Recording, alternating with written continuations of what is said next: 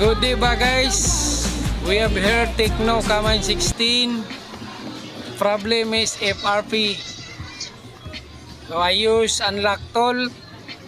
Just select Tecno tab. Then select model. And erase FRP.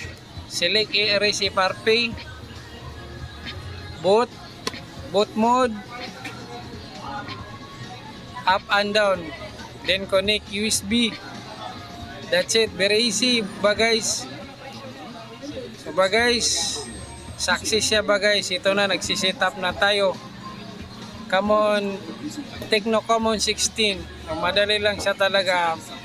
Sa Tecno tab, then model, erase FRP, pindutin ang up and down, connect USB, that's it.